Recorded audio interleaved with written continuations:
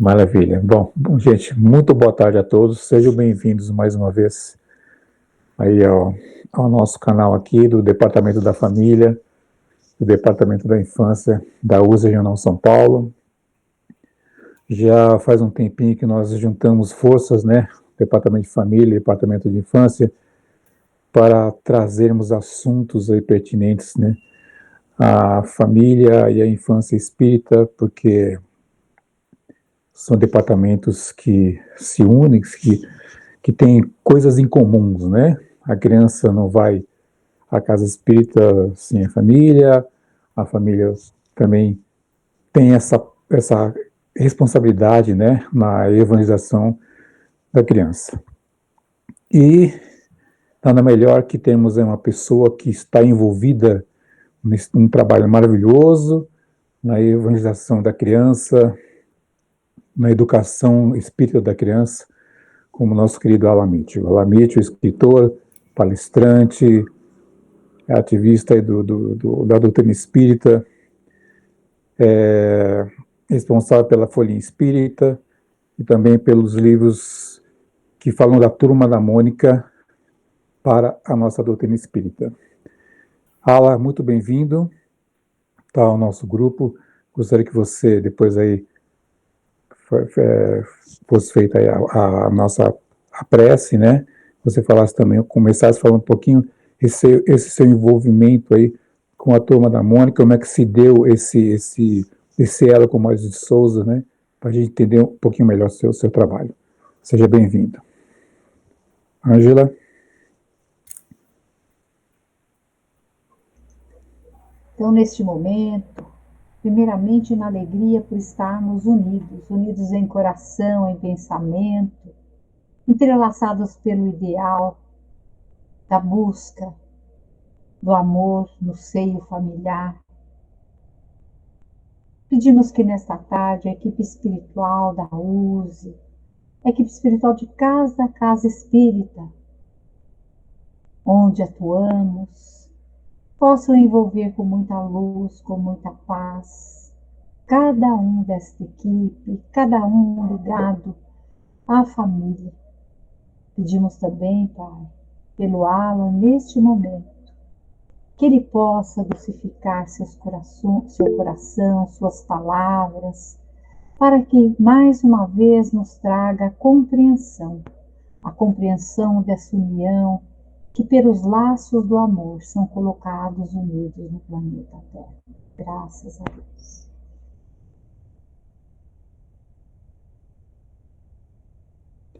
Meu querido Alan, é com você. Muito bem. Então, primeiramente, eu gostaria de agradecer aí a todos por estarem reservando esse período para podermos estar aqui juntos, né, no sábado à tarde. Claro que o envolvimento principal e o objetivo principal é buscar fortalecer o Departamento de Família, o Departamento da Infância e Juventude, o Departamento de Evangelização. E a gente fica muito contente em sentir, já não é de hoje, né, o quanto que a USE, em suas diversas frentes, tem valorizado o nosso trabalho, né, com relação a atividades literária, né, literária e de evangelização com as crianças e os jovens, mas principalmente, e mais importante ainda, de ter esse olhar cuidadoso para fomentar que as casas espíritas não se esqueçam, não se olvidem de se prepararem, de estudarem, de ter um corpo na evangelização de pessoas que se comprometam, que busquem conhecimento, porque não adianta a gente só ter boa vontade, né, ter muita energia para trabalhar com as crianças e com os jovens, mas a gente precisa buscar o conhecimento espírita, para com o conhecimento espírita a gente buscar técnicas, metodologias, recursos didáticos, recursos materiais para poder fazer com que a adaptação do conteúdo espírita chegue até as crianças, até os jovens, e também com que quando cheguem essas mensagens possam se conectar também com as famílias dessas crianças, desses jovens. Porque a gente sempre vive diversas experiências dentro da casa espírita, né? muitos jovens, muitas crianças que chegam na casa espírita, eles não têm pais espíritas. Não têm pais espíritas. Os pais não frequentam a casa espírita, né? Tem muita gente que, muitos de nós esquecemos isso, né? É importante ter toda a conexão da família, porque na medida que a gente tem o trabalho da infância e juventude muito conectado com a família, significa que a gente permite que os pais, quando vão à casa espírita, eles lembrem que existe também um momento, um espaço para que as suas crianças, seus filhos possam ir participar também, conhecer também a doutrina espírita, já que é algo importante e interessante para os pais frequentarem a casa espírita, seja importante também para os seus pequenos, né, para que eles também percebam isso, percebam que a casa espírita tem conteúdo adaptado para os seus filhos. E pediu para falar um pouco dos livros. Eu vou só aproveitar que eu já dei início. Quando eu digo essa questão de a gente ficar atento a essas diversas nuances, e eu sei que vocês já fazem isso, obviamente, vocês já trazem essa importância, porque, por exemplo, eu sou fruto da evangelização da juventude. Eu conheci a doutrina espírita com a juventude espírita. Eu era um jovem que tinha acabado de me mudar para um bairro em Salvador, para um outro bairro em Salvador, e aí tinha um amigo que jogava bola junto, as conexões, as afinidades, né? E esse amigo era diferente dos outros. Esse amigo, ele tinha um pensamento mais dócil, um pensamento mais amável, tinha, obviamente, todo o quê de jovem, da juventude, aquela energia, aquelas brincadeiras, mas também tinha um olhar diferente, um olhar mais caridoso, um olhar mais responsável, um olhar mais misericordioso, que quando a gente está na juventude, muitas vezes, os meninos querem brincar, quer se divertir, quer fazer bullying, quer brincar, quer chamar a atenção, quer fazer de tudo, né? E precisam, muitas vezes, eles se acham nessa necessidade de querer fazer parte de grupos, e muitas vezes, para fazer parte de grupo, eles precisam demonstrar atitudes um pouco com um pouco mais de rigidez, com um pouco mais de intolerância, muitas vezes. Então eu e o Henrique, a gente se dava muito bem nesse aspecto. E a gente jogava bola juntos. Então. Mas chegava nos sábados, que eram os dias de a gente jogar futebol, chegava assim, próximo desse horário aqui agora, né? Quase 15h40, por aí. A gente já montava os grupos, né, para jogar bola. E ele não. E eu procurava ele, batia na porta, vai chamar o Henrique. Eu chegava lá na porta dele e ele não estava. Aí eu não chegava. Depois demorava um pouquinho, depois das 16 horas, 4h20, 4h30 mais ou menos, aí ele chegava. Eu falei, a gente estava esperando você, cadê você? Como é que você está? Onde que você estava? Eu falei, estava com meu pai, estava num grupo de jovens. Num grupo de jovens? Como assim? Não, porque todo sábado a gente vai, a gente se reúne, aí depois eu te explico. Eu falei, tá bom, então depois eu quero saber. E aí a minha curiosidade fez com que me interessasse saber o que ele fazia, onde que ele estava, né? E aí eu descobri no outro sábado, falou, se você quiser, no próximo a gente vai. Eu falei, então eu vou, eu quero. E aí ele me levou, peguei carona com o pai dele, foi ele, o irmão mais novo, e nós fomos. E lá eu conheci a Casa de Oração Bezerra de Menezes, Juventude Espírita Bezerra de Menezes, lá em Salvador. Que foi o momento que mudou a minha vida, né? E por que eu digo que mudou a minha vida? Porque antes eu buscava algo que eu não conseguia encontrar em lugar nenhum. Eu já tinha tentado frequentar uma igreja com um amigo da escola, aí depois um vizinho, aí tentava uma igreja, tentava outra, e tentava, e as coisas não batiam muito com os nossos pensamentos. E, de repente, conheci a juventude espírita.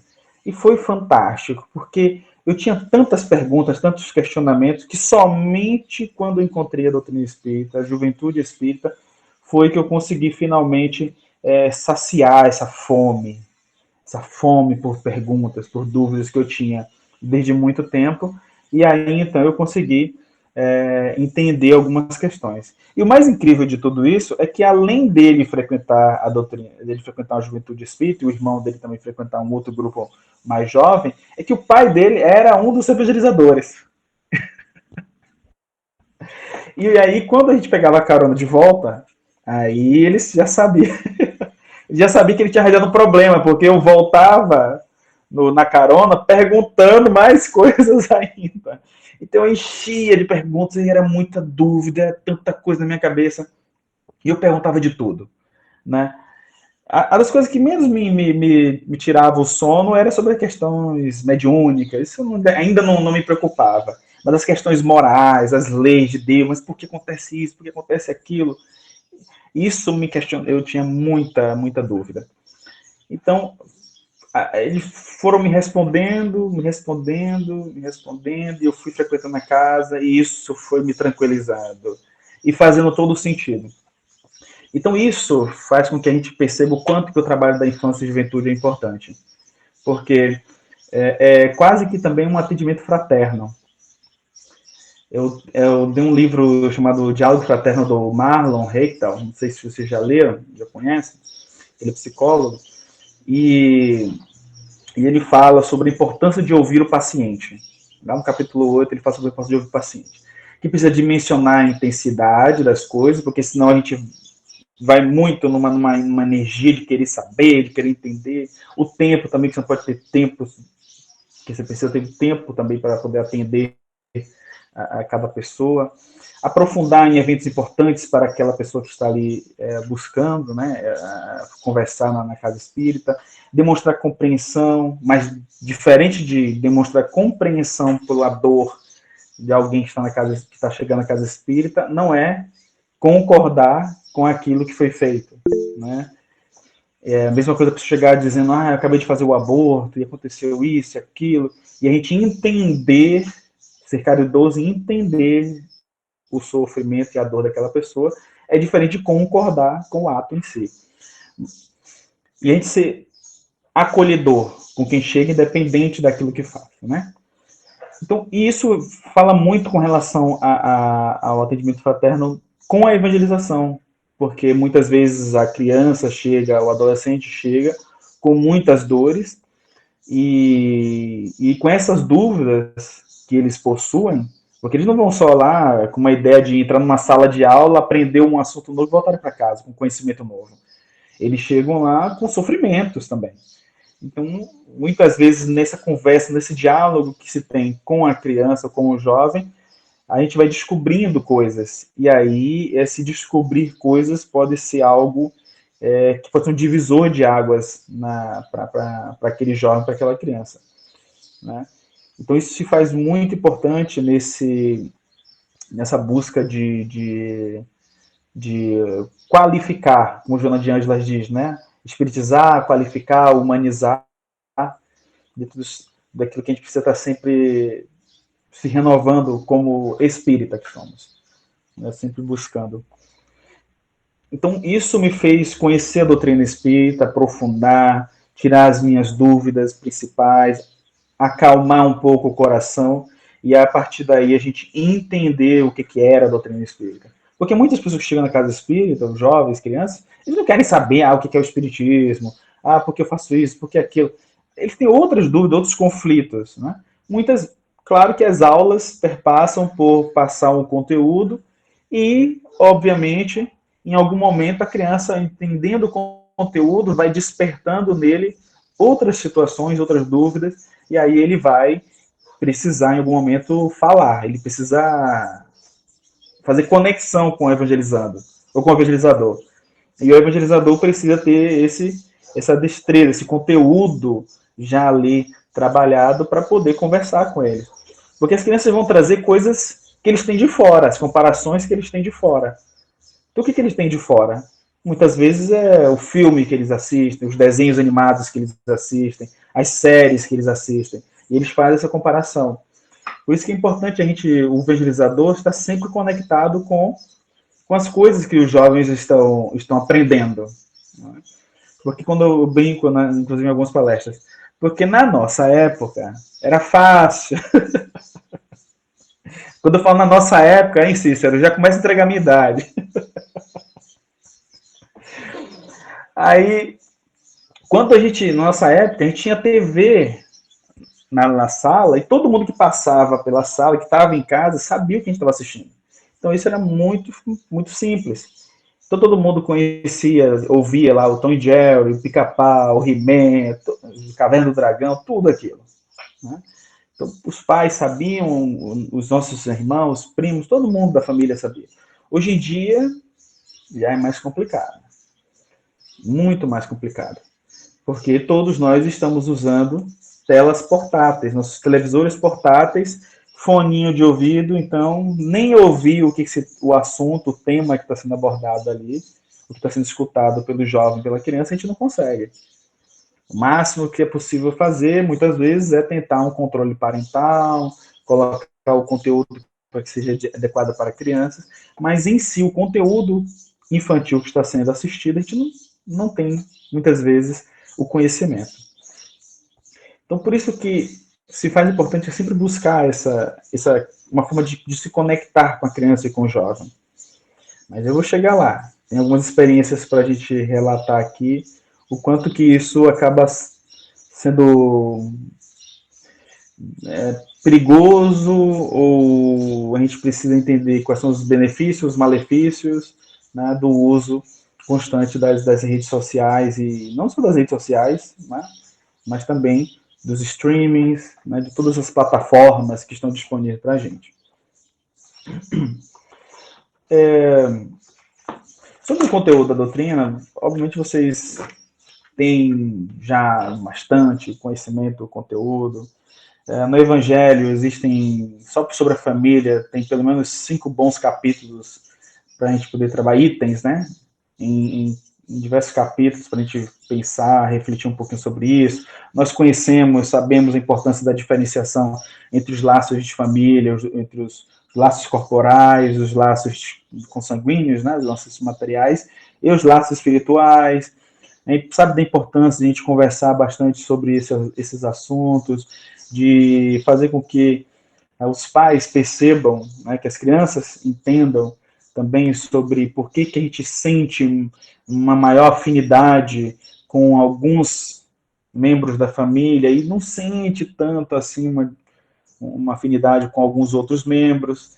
A gente precisa fazer com que isso chegue de uma forma que leve, né, para que eles não levem para casa, é por isso que eu não gosto de fulano. Já vem com uma resposta, por isso que eu não gosto de você. É por isso, porque você aprontou comigo na vida passada. Porque é sempre o outro, né? Nunca somos nós. Nunca a gente aprontou com o outro. É sempre eles que aprontaram com a gente.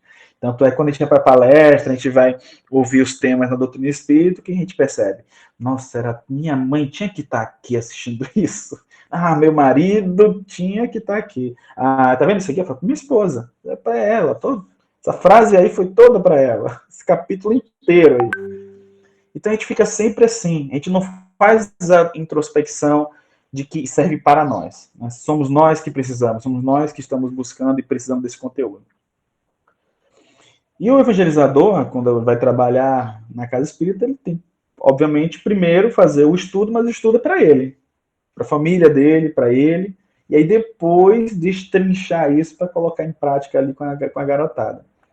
Né? Então, isso tudo se faz muito importante para a gente poder fazer com que essa experiência seja melhor. Então, a evangelização a gente já sabe, a evangelização espírita, como que a Federação Espírita Brasileira fala e todas as outras federativas estaduais buscam fomentar, é todo aquele conteúdo, né, trazido por Jesus, através da Boa Nova do Cristo, o Evangelho, que faz conexão direta com as leis divinas, que faz com que a gente entenda as leis divinas. Então, este conteúdo, ele é analisado pela doutrina espírita, e aí, obviamente, tirando toda aquela parte que a gente já conhece do Evangelho, que não são as coisas mais importantes, né, como Kardec separa ali no Evangelho, né, todo o conteúdo do Evangelho poderia ser dividido em algumas partes, naquela parte que traz a questão da vida pessoal de Jesus, os milagres, né? Onde Jesus nasceu, onde ele morreu, onde exatamente foi, e aí essa briga por territorial, essas coisas que são tão pueris na mentalidade da humanidade, né? e a gente focar naquilo que independente de ideias religiosas, independente de pensamentos, de ideologias políticas, aquilo ficou para todo sempre, que são os aspectos morais. E esses aspectos morais, né, é o que a gente precisa focar, e aí trazendo para que a gente possa utilizar da melhor forma possível na família, né?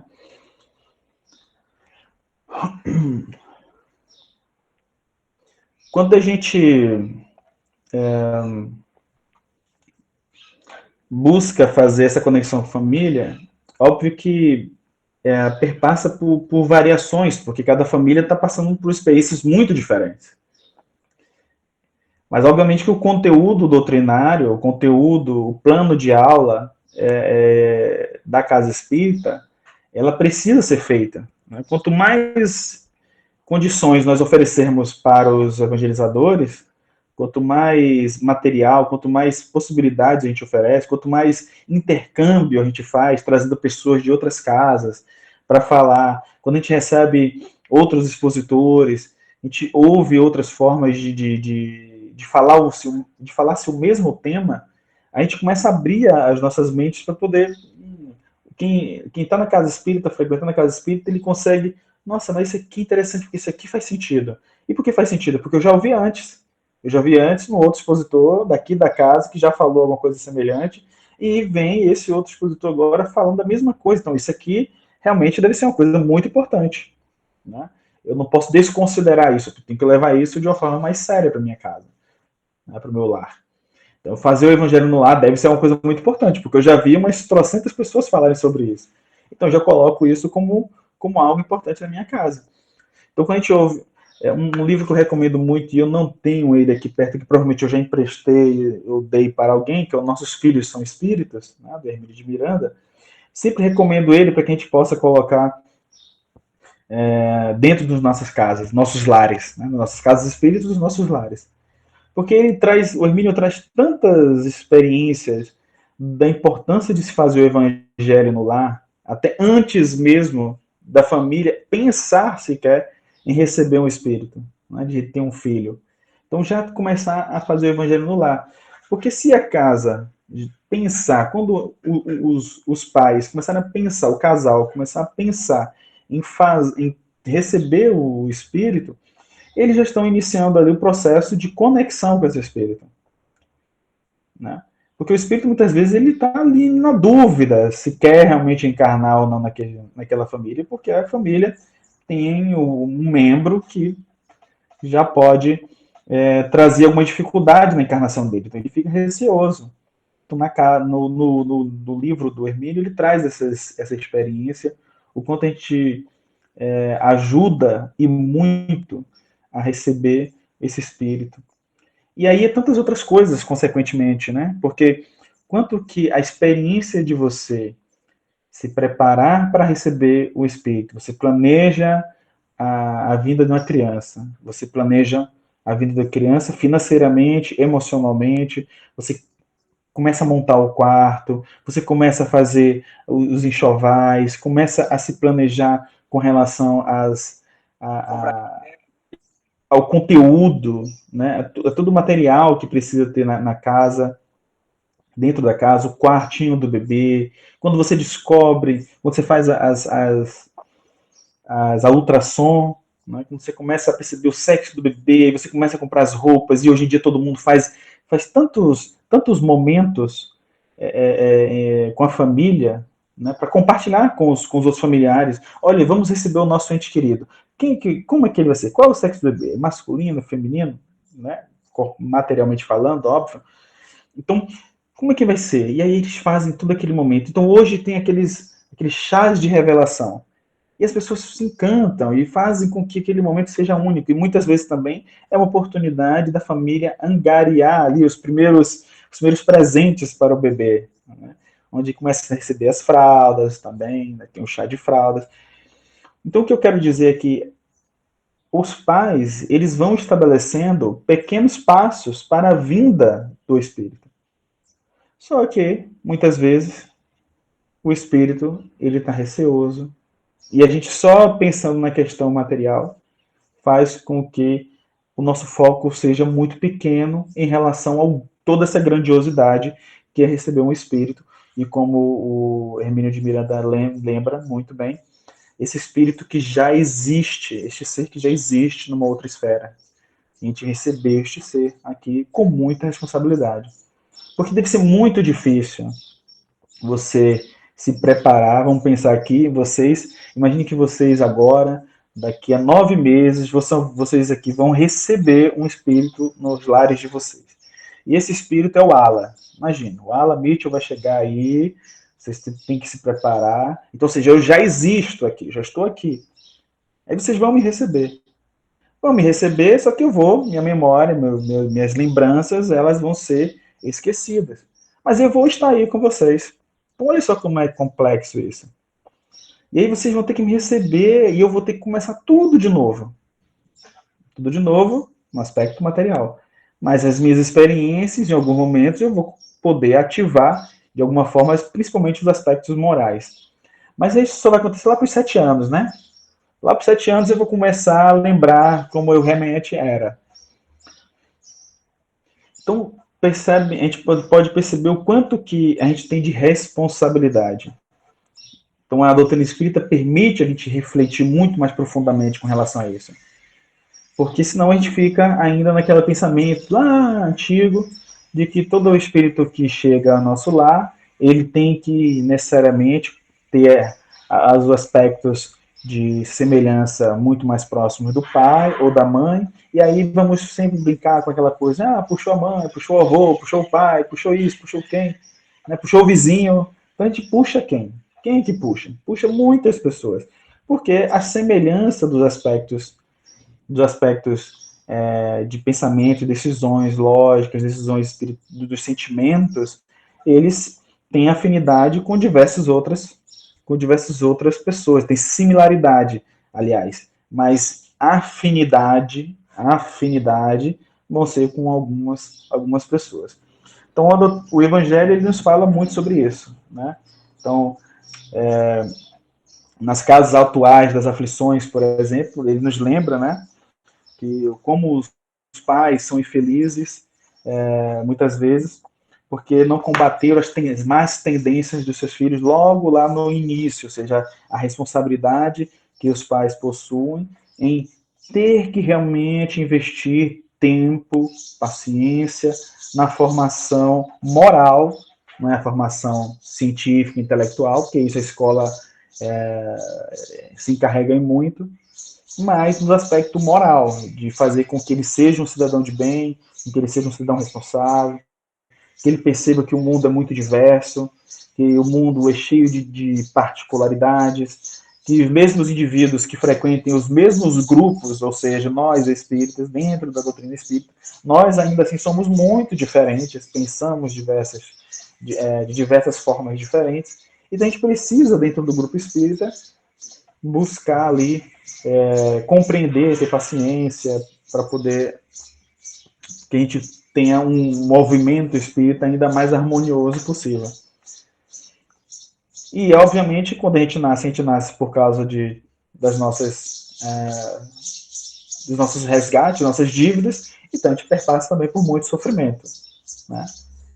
Essas expiações. Todo mundo acha que vou esperar só a minha prova chegar. Na hora que chegar a prova, e a gente fica esperando. E a prova, e a gente vai passando um aperto aqui, um aperto ali, e não está percebendo. Então não está percebendo o nosso endividamento ali com o membro familiar, com a dificuldade de se relacionar, com a dificuldade de ter paciência.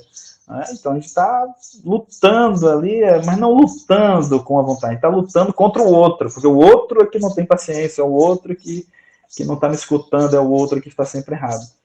Então a gente não consegue perceber o quanto que a gente precisa ainda estar burilando nesses aspectos. Um outro livro que eu gosto muito de trabalhar é o Libertação do Sofrimento da Joana de Ângeles, porque lá ela vai destrinchando muitos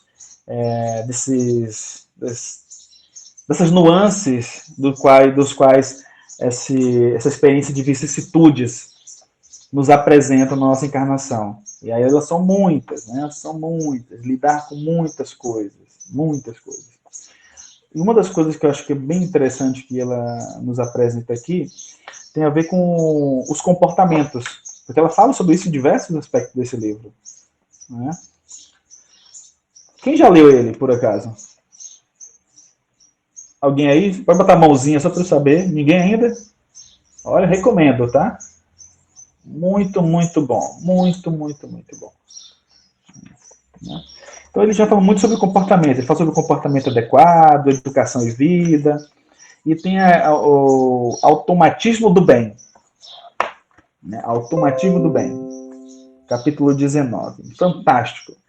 Eu já falava muito sobre isso, inclusive um dos livros nossos, o Outro Lá, foi baseado justamente nesse conteúdo.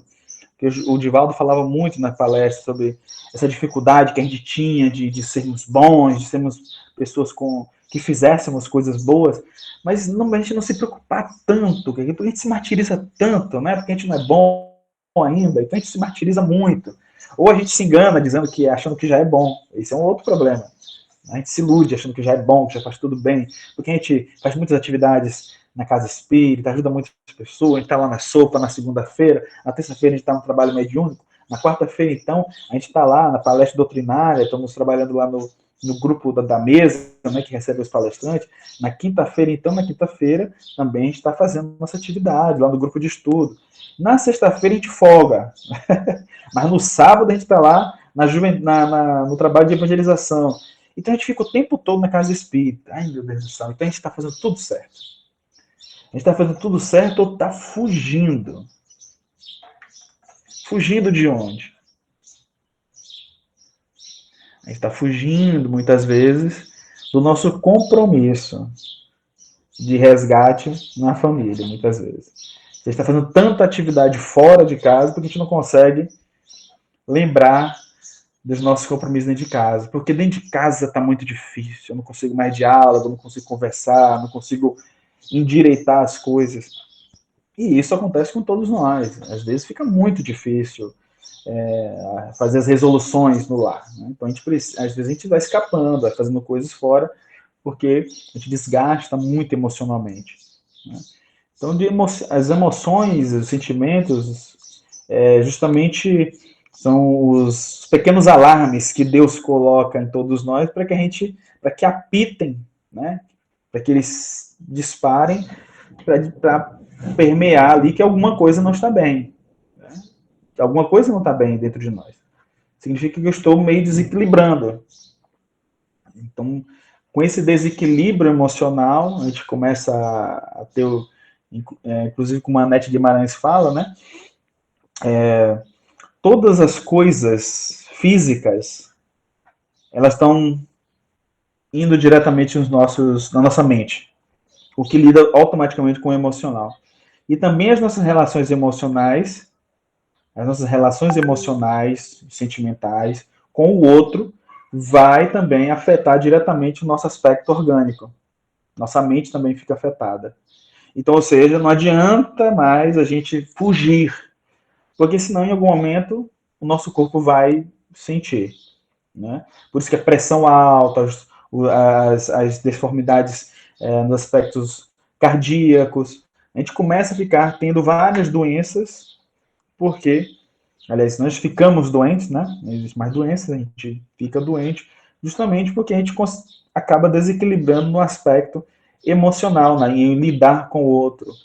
Então, fazer o evangelho no lar permite que a gente compreenda o nosso papel, o nosso comportamento, aquilo que a gente deveria fazer para termos uma vida ainda melhor, mais equilibrada, para poder justamente trabalhar em nós esse aspecto de equilíbrio emocional. E aí, com o equilíbrio emocional, que é o que eu falei que está lá no livro do Outro Lá, com a Turma da Mônica, com esse equilíbrio emocional, eu vou conseguir prestar mais atenção em mim, nos meus pensamentos, nos meus comportamentos. E aí o que eu falei que o Divaldo tinha alertado nas várias palestras dele, é que como a gente ainda não consegue fazer o bem, eu posso pelo menos pensar no bem. Pensar em coisas boas. Porque como eu começo a pensar em coisa boa, começo a pensar em coisa boa, começo a pensar em coisa boa, faço até umas orações de vez em quando, eu começo a pensar em coisas boas, eu começo a atrair bons pensamentos, eu começo a atrair, faz aquela conexão com pessoas que também estão fazendo bons pensamentos, estão pensando em coisas boas. E aí eu começo a atrair para perto de mim seres que querem também fazer coisas boas. Então, de repente, eu começo a fazer uma coisa boa. De repente, eu começo a fazer uma outra coisa boa. E eu começo a fazer aqui, ali, ali. E esse fazer coisa boa começa a virar um hábito. E aí, de repente, eu estou tendo um comportamento de executar coisas que sejam boas para mim e para o outro. Porque se eu começo a fazer isso, eu começo a ter uma mudança de comportamento pessoal e eu começo a influenciar as pessoas que estão ao meu redor, porque essas pessoas vão começar a perceber que eu mudei de comportamento. Então, quando eu já tinha, lá na evangelização da juventude, eu já tinha alguns pensamentos, muitas vezes eu não tinha lógica desses pensamentos. Mas quando eu vi uma outra referência tendo os bons pensamentos e ideias semelhantes, eu comecei a ter afinidade com o meu amigo, e aí eu sabia que tinha afinidade com ele, mas não sabia explicar. Então, com a doutrina espírita, eu comecei a explicar, eu comecei a entender. Então, tinha uma lógica do comportamento. Então, o meu comportamento com o comportamento dele era razoavelmente bom em relação ao comportamento dos outros que estavam ao nosso redor, que não eram. Não estou dizendo que era perfeito, mas não era. Não era tão ruim. Então, quando você começa a ter bons comportamentos, pequenos bons comportamentos em algum lugar, as pessoas começam a olhar com ter um olhar diferente. Então, você começa a perceber que é possível ter um bom comportamento. Sem ninguém ficar te julgando. Ah, que você é isso, que você é aquilo. Então, quando as pessoas vêm de fora o trabalho de caridade que a doutrina espírita faz, o que o movimento espírita faz, as pessoas olham tem um olhar diferente. E aí começa a perceber, nossa, aquele grupo, ele tem um comportamento prático diferente. E as pessoas começam a olhar e começam a se interessar. Eles querem saber por que motivo a gente pensa do jeito que a gente pensa e faz do jeito que a gente faz. E aí começa a ter um conflito daquilo que as pessoas achavam, e aí esse é um aspecto muito importante que no atendimento fraterno que o nosso amigo Marlon fala, que é quando as pessoas chegam na casa espírita, eles chegam também com muitas dúvidas. Então, o evangelizando novo, os pais que chegam na casa espírita, muitas vezes eles chegam lá com dúvidas, né? Então, eles chegam lá sem saber, aliás, com muita informação deturpada do que seja a doutrina espírita. Então, quando ele chega na casa espírita, ele começa a ver um comportamento. Ué, mas eu achava que aqui vocês faziam isso, faziam aquilo. E aí, quando eles olham, na prática, eles percebem que não é assim. Então, eles começam a fazer uma... Nossa, mas como assim? Eles começam a buscar entender aquilo também. Então, todos os aspectos que antes eram vistos e são vistos aí fora do que nós espíritas possamos fazer, ou que nós fazemos, eles são modificados quando as pessoas começam a ter conexão conosco.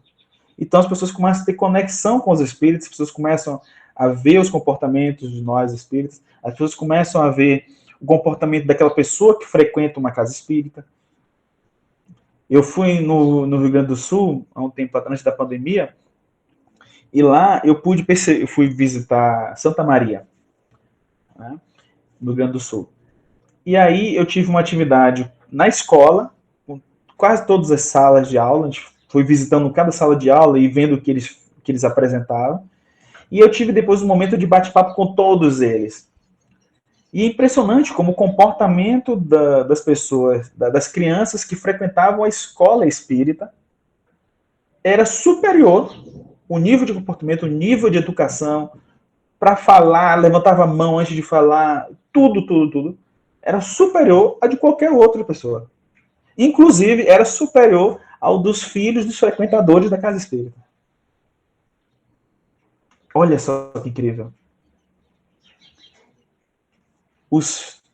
As crianças que eram educadas na escola espírita, que não tinham pais espíritas, tinham um comportamento mais educado, mais respeitoso, mais humilde do que os comportamentos dos filhos frequentadores da casa espírita.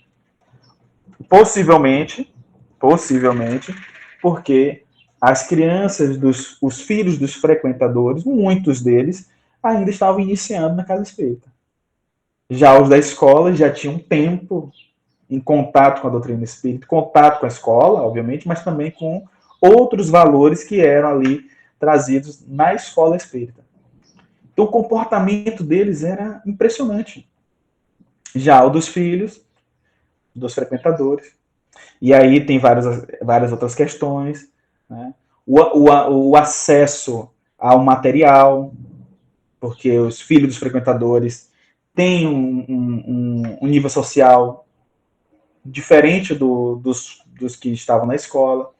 Então, o acesso material era mais fácil. Então, tinha acesso a coisas que eram mais supérfluas.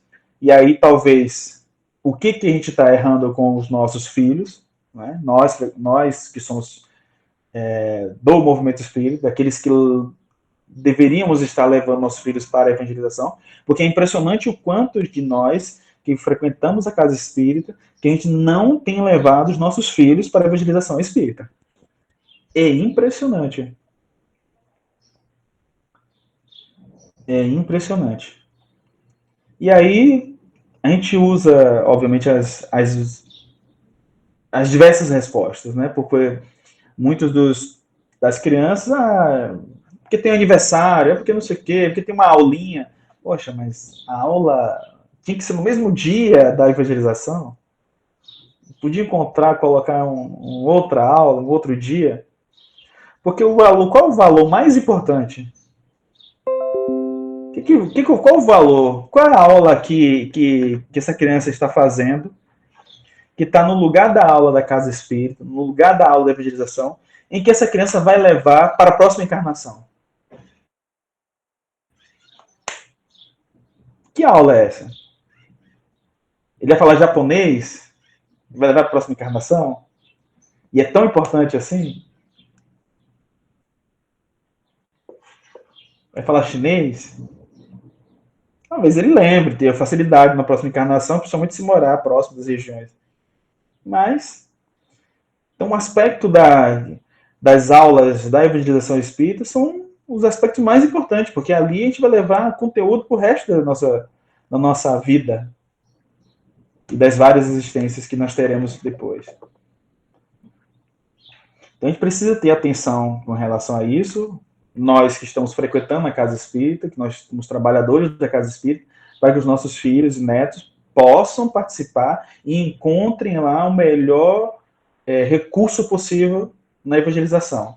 Então, a evangelização ela precisa ser boa, ela precisa ser divertida, ela precisa ter alegria, ela precisa ter música, ela precisa ter teatro, ela precisa ter evangelizadores que estejam sempre em treinamento, que participem dos cursos de formação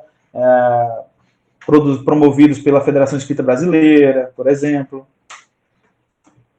e também os da USE, que eles participem desses cursos, desses seminários sobre evangelização da infância, da juventude, evangelização de bebês.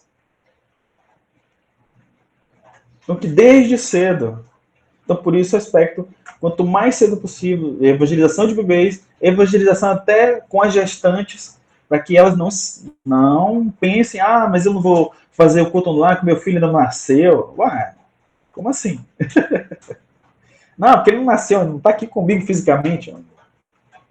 Mas o evangelho não lá precisa esperar o filho nascer? Precisa encarnar, estar ali. Então a gente tem que estar preparado para tudo, porque ele pode realmente vir a encarnar e a gente já sabe, né, em muitos aspectos, em muitos momentos, ele talvez não vá. Deve ficar um tempinho, né? Ou como a irmãzinha do Chico Bento, na livro do Chico Bento, vai ficar só um tempinho. Ela nasce, fica um tempinho com a família do Chico Bento, aí depois passa um tempinho, ela adoece, e aí ela tem que voltar para o plano espiritual, desencarna. Só que ainda na historinha, a gente percebe outros aspectos. Né? Porque lá na historinha, a irmã do Chico Bento aparece para ele, na véspera do aniversário do Chico Bento, e aí dá de presente para ele o presente maior, que é a esperança do reencontro. E aí, com a esperança do reencontro, ele fica mais calmo, então ele vê aquilo como algo, nossa, mas minha irmãzinha veio, então ela disse que a gente ia se reencontrar, e ele fica com aquilo na cabeça, lembrando, e aí passa o tempo, ele fica, ela vai voltar como minha irmã de novo, ela vai voltar como minha irmã novamente, e passa o tempo, ela volta. E ela volta. Que é o que acontece. Então a gente vai tendo essas várias experiências, a gente vai tendo essas informações, para que a gente compreenda cada vez mais o quanto que a doutrina espírita ela pode fazer sentido em nossas vidas, o quanto que ela pode melhorar as nossas vidas, o quanto que ela pode fazer com que a gente entenda, né, o que acontece particularmente de cada um de nós.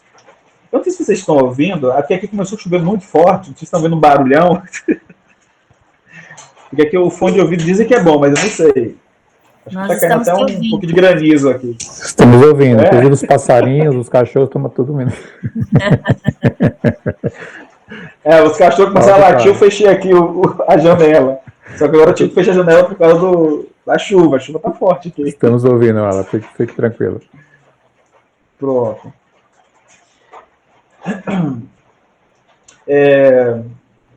Eu acho que a gente poderia... Eu queria muito aproveitar para ouvir um pouco de vocês também, né? Porque um outro livro que eu gosto muito, a gente fala sobre muitos livros sobre família, sobre evangelização, sobre juvenil, a gente fala sobre o livro Conduta Espírita, o capítulo, acho que, se não me engano, no capítulo 21, a André Luiz fala sobre que todos os pais, nós adultos, eu já peço licença por André Luiz e falo assim, adultos em geral, nós somos os cicerones, os guias dos novos reencarnantes na Terra. Então a gente precisa ficar sempre atento, porque nós estamos ali orientando, guiando, dando orientações para qualquer criança, né? Se é um adulto que não tem filhos, mas ele está ali muitas vezes, se uma criança perto dele, ele pede uma ajuda, pede uma orientação, ou está passando por alguma situação, o adulto ele tem uma responsabilidade com os mais jovens em dar uma orientação correta. E aí a gente ajudar a criança, né, em alguma situação. Então, muitos educadores fazem isso, muitos psicólogos fazem isso. E aí a gente vai tendo essas possibilidades. Então, André Luiz ele fala sobre isso, de que nós adultos somos os guias encarnados dos novos reencarnantes, né? O livro Constelação Familiar, também, a Joana, ela vai falando, além do aspecto da constelação familiar, que muita gente fala da constelação familiar, a outra técnica, né? Mas aqui ele vai falando sobre vários aspectos que eu acho muito importante, dos papéis, inclusive, dos genitores, dos tios, dos sobrinhos, dos avós. Ele vai falando do papel de todos os familiares dentro do contato com a criança, com o jovem, e também com relação à educação de quem nossa, né? A nossa em geral. Nós também, enquanto estivemos crianças, várias pessoas estiveram ali responsáveis por diversas coisas que nós aprendemos, né? Então, a família, ela é o alicerce pelo qual a sociedade ela se edifica. Então, a Joana de Anjos vai trazer isso. E ela vai trazer como todas as outras pessoas, os membros familiares, precisam ter essas responsabilidades. E cada um ter a responsabilidade que lhe cabe. E não a responsabilidade de, eu preciso ajudar, então eu vou lá e vou dar meu palpite no que os pais têm que fazer, porque com o meu filho eu fiz assim, com o meu...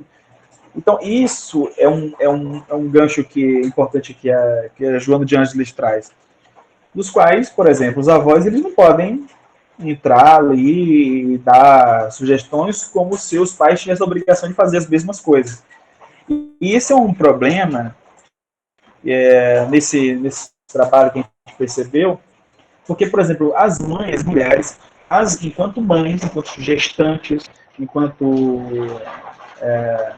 vivenciam ali, especialmente os primeiros meses da maternidade, elas sofrem muita pressão, muitas opiniões, de todo mundo quer dar opinião e dar palpite de como a mãe tem que fazer. Porque aí você pode fazer isso, quando a criança ficar doente, quando a criança ficar com a garganta assim, você faz isso.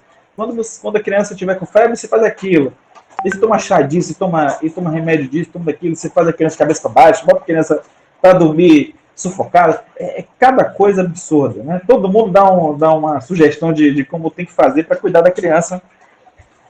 E a mãe não consegue vivenciar a experiência dela. E ela não consegue nem pedir ajuda, porque já sempre alguém está se oferecendo para ajudar. Então as mães, elas sentem muitas vezes, e eu digo isso porque eu ouvi, a gente fez no Dia das Mães, no Dia da Mulher, perdão, a gente falou sobre maternidade. No Dia da Mulher, nós abrimos a livraria, né, a livraria da Folhinha, para que as mães pudessem ter um contato para falar sobre elas, sobre a maternidade, mas sobre a ótica delas. Elas falarem sobre as experiências delas, sobre a vivência delas. Ninguém falando por elas. E foi choro, muito choro. Porque foram duas psicólogas que estavam conversando com elas sobre esses temas, sobre esse assunto, e elas falaram muito sobre a falta de apoio, a falta do suporte familiar, no sentido de ajudar, mas não sempre com aquela coisa de eu ajudo, mas se você fizer do meu jeito. Eu ajudo se você... Ou seja, se eu estou te dando a minha opinião é a ajuda que eu estou te dando. Mas não ouvir o que a mãe está precisando. Porque se a mãe está pedindo ajuda, eu preciso ouvir quem está me pedindo ajuda. Que ajuda é essa? Porque esse é um processo de comunicação muito importante. Porque se alguém está me pedindo ajuda, alguém grita socorro. Aí eu vou até a pessoa para saber onde é o socorro. Aí eu chego lá, vejo a pessoa no chão, com o braço dobrado. E eu já vou ajudar a pessoa, e a pessoa está falando, está consciente. Se ela está consciente, eu preciso ouvir o que ela está sentindo. Porque quando a gente aprende nos primeiros socorros, especialmente quando a gente toma aula de primeiros socorros, quando a gente vai tirar a carteira de motorista, quais as primeiras coisas que a gente aprende de primeiros socorros? Olha, a gente chega no local do acidente, a gente chama a gente chama a pessoa. Oi, você está bem? Oi, você está bem? Pergunta para ver se a pessoa está consciente. Aí a pessoa, oi, socorro, estou pedindo ajuda. Então a pessoa está com muita dor, muitas vezes. Oi, qual é o seu nome? Você pergunta o nome para ver se a pessoa está consciente. Aí a pessoa fala o nome dela. Está sentindo dor? Aonde? A pessoa vai dizer onde está sentindo dor. Aí a pessoa vai falar que está sentindo dor em tal lugar. Eu estou sentindo dor no meu braço, estou sentindo dor na minha perna. Eu acho que quebrei, eu acho que quebrou. Aí você olha, você não vai tocar. Você olha. Então, olhamos para ver se é possível que a gente consiga ajudar a pessoa. Porque se está o braço está torto, torcido, ou a perna quebrada, se a gente não tem condição de ajudar, a gente não vai meter a mão, né? Porque senão a gente vai causar um problema maior no corpo físico da pessoa e causar até um problema judicial. Um problema legal. Então a gente liga para quem de direito pode ajudar. Então a gente chama a ambulância, chama o hospital, liga para a emergência, liga para os bombeiros. Que aí ele chega e faz o atendimento. Porque imagina, se eu mesmo vou tentar tirar, pode dar um problema. A gente estava indo recentemente em uma cidade aqui de Minas Gerais, semana passada, na sexta-feira à noite, e no meio da estrada, no meio do caminho, a gente encontrou tinha um acidente, acabou de acontecer um acidente de carro. O homem estava preso no carro. Tinha um caminhão que tinha tentado desviar dele, parece que ele bateu em algum lugar, o carro, a parte da frente, amassou e prendeu o motorista. O motorista estava morrendo de dor. Todo mundo tentando, os outros carros foram passando e tentando parar para ver se conseguia ajudar, e tentando ligar, e o homem estava preso nas ferragens. Ele estava consciente, mas morrendo de dor. Então, o principal ali era tentar acalmar ele e buscar ajuda. Então a gente andou um pouquinho para frente, chegou no posto, ligamos para solicitar ajuda, e aí eles diziam que já tinham pegado primeiro uma chamada para poder retornar e oferecer ajuda. Nós retornamos e tranquilizamos as pessoas. Olha, já ligamos, já disseram que pegaram o chamado anterior, já estão mandando alguém aqui da cidade mais próxima, uns bombeiros, para poder retirar. E também a gente quis se certificar de que eles entenderam que houve um acidente grave, porque tinha que ter essa certeza de comunicação, de que o outro entendeu que o acidente era grave, que não adiantava mandar apenas ambulância, que não adiantava mandar apenas uma viatura da polícia, que tinha que mandar os bombeiros, sabendo que precisava de equipamento para retirar a parte metálica, né? Tem que cortar, talvez, retirar a parte metálica do carro, para poder socorrer adequadamente aquela pessoa. Então a gente tem que saber que ajuda que a gente pode dar. Quer dizer, eu não tenho condição de ajudá-lo, mas eu estou comunicando àquele que pode ajudar. Então aí sim, a gente consegue ser útil. Porque a gente não pode ser útil diretamente, mas a gente pode ser útil indiretamente, auxiliando, né, oferecendo ali o recurso, nesse momento, era comunicação e informação. Então os dirigentes, olha a importância aí do trabalho dos dirigentes, entenderem as demandas da sua casa espírita, entenderem a demanda dos seus evangelizadores e dos seus evangelizandos. Porque se o evangelizador ele tem o recurso, ele pode estar mais preparado para receber e ajudar os seus evangelizandos e também as famílias. Porque o evangelizador não vai, obviamente, necessariamente já tratar ali, trabalhar já a criança e a família de uma vez só.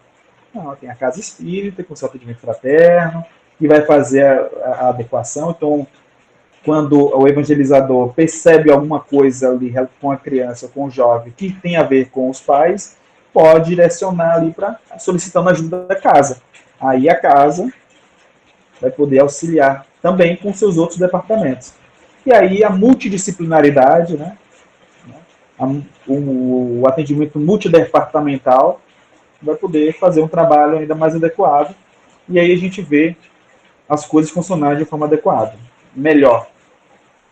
E eu poderia dizer vários outros exemplos, mas um exemplo que não foi bem sucedido, tão bem sucedido assim, era de um jovem que frequentava a juventude na casa espírita, em que ele foi levado à doutrina espírita porque ele, no velório do primo, ele viu o primo no velório em pé, enquanto todo mundo velava o corpo, ele viu o espírito do primo na frente dele, ele apontava, falava o que estava vendo, os pais ficavam morrendo de vergonha, não entendiam o que estava acontecendo, e aí tentava acalmar o filho, e aí, depois dessa experiência, eles foram orientados a levar o menino para a casa espírita. O menino frequentou a casa espírita, passou pelo tratamento de desobsessão inicial, atendimento fraterno, foi frequentar a juventude, ficou um tempo na juventude, um bom tempo, razoável. Mas aí outros aspectos não foram trabalhados nesse jovem, que tinha outras questões para serem trabalhadas, mas muito dedicado a estudar os livros da doutrina, mas sentiu aí com algumas escolhas, né, fez algumas escolhas que aí afastaram ele da casa espírita, dos amigos que ele já tinha feito na casa espírita, né, dos outros evangelizadores, ou evangelizandos, e também já tinha muitos amigos evangelizadores, mas ele acabou se afastando e, num determinado momento, acabou tirando a própria vida. E como era brilhante o futuro desse jovem. Muito brilhante. Muito novo. Já tinha tantos conhecimentos sobre a doutrina, mas não conseguiu suportar essa prova. Então, que a gente possa ficar sempre atento dentro da casa espírita, àquilo que está em nossas mãos, né? A gente está em nossas mãos, é claro. Obviamente que alguns aspectos vão estar além das nossas mãos. Não temos que nos sentir culpados, isso aí você já sabe também, na casa espírita, a gente não pode se sentir culpado. Nós temos as responsabilidades, e dentro das nossas responsabilidades a gente vai buscando, obviamente, fazer o máximo possível com o que nós temos. E conversar, dialogar, buscar que essa comunicação seja sempre a mais clara possível para que a nossa casa, nossa instituição, que a gente frequenta, seja uma instituição realmente acolhedora. Porque quando a gente está em grupo, em comunidade, esse é o grande objetivo, é a gente se sentir acolhido, porque em algum momento eu também vou precisar do seu ouvido. Eu vou precisar conversar com alguém. Então, nesse momento que eu possa conversar, que eu possa também se sentir acolhido. Acolher, mas também ser acolhido quando necessário. Então, o que eu queria ouvir de vocês, né, são as perguntas que o Marco disse que a gente poderia abrir, né, porque eu já falei muito, já falei demais, e agora eu queria ouvir de vocês um pouco do que a gente poderia fazer para melhorar essa relação, né, da evangelização na casa espírita. Cleuzinha, tem alguma pergunta aí? Você quer abrir? É um de cada vez, né? O Alan, primeiramente agradecer, não é? A todos os momentos aí de reflexão, os pontos colocados, e com certeza são também nossas reflexões e pontos, né, que nós nos colocamos. No início, nós estávamos, inclusive, conversando, antes de começarmos, ele questionou, né, quanto à frequência, se nós hoje estamos com mais trabalhador ou mais frequentador, enfim. E realmente um dos pontos que nos preocupam é essa ausência, né, da criança, principalmente filhos de nós, trabalhadores espíritas. Então, assim, qual seria, a minha pergunta é assim, qual seria a orientação, né? Talvez esteja faltando uma melhor didática, qual seria a melhor didática, a melhor forma de conscientizar, de preparar cada um de nós, trabalhadores, para que nos conscientizemos a levar os nossos próprios filhos, até mesmo como exemplo, porque estamos falando de família, estamos falando de educação, e a educação é exemplo, não é? Só se educa por meio do exemplo. Então, qual seria, Ala, né, a melhor didática, o melhor método para nós conseguirmos realmente atrair a atenção, o desejo, estimular a criança e o jovem à participação na casa espírita? Eu acho que você fez a pergunta já respondendo. Eu tenho esse defeito, viu? É um bom defeito. É o exemplo. Temos que levar os nossos filhos para a casa espírita. Porque como é que eu vou convencer os filhos dos frequentadores a frequentar a evangelização se eu não estou levando o meu? E por que eu não estou levando o meu? Essa é uma pergunta que precisa fazer. Eu não levo meu filho porque a evangelização não é divertida? O evangelizador não tem conteúdo? Não tem informação? Ou ele tem informação, mas não tem didática? Mas aí só tem um evangelizador? Não tem mais outros evangelizadores para poder revezarem as aulas? Não tem quantos?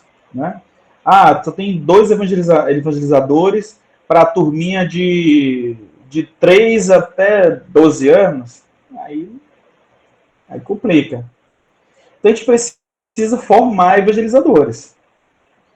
A gente não pode mais ter evangelizadores que vão ser aquelas pessoas que gostam de crianças e estão ali para olhar as crianças. Isso aí não cabe mais. Estamos em 2023, não tem mais como isso acontecer.